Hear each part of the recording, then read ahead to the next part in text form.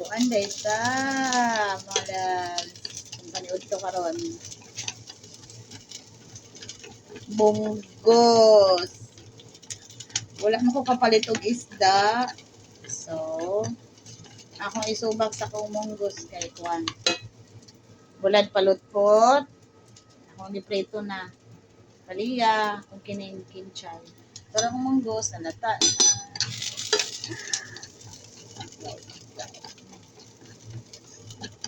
Kaon tayo na nilang good kasimple itong sudan. Pero lamig kayo.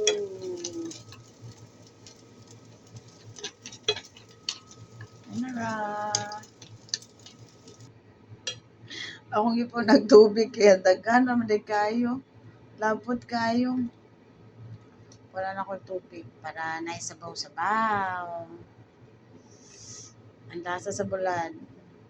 Abi ang bukog ani. Hinahinay lagkaon. Kaya wala na ko nag-defrost og isda. Kay madugay na, gigutom na kay ko. Muna akong version sa akong kuan. Version sa munggos na Lizel. Lahi-lahi man ang pagluto ani. Pero mao po na yung kuan sa kuha. Ano style sa kuha. Nagkulo. Kung nagkulo-kulo.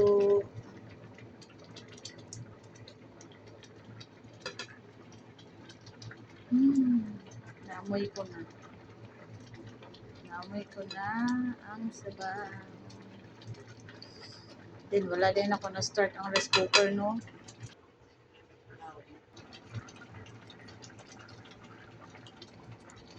Haluan ako ingon ani para humot.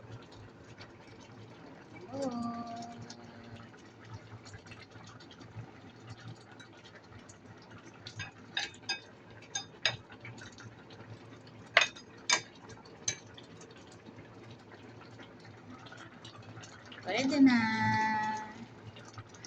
Pwede na mo kaon ng akong rice o panaluto.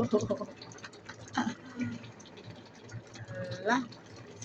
Ngayon, ani di Ate Eden. Ito na ang munggo ko. Ang munggo ni Lizel. Bulag nga palutpot ang subak. Di payang ako eh.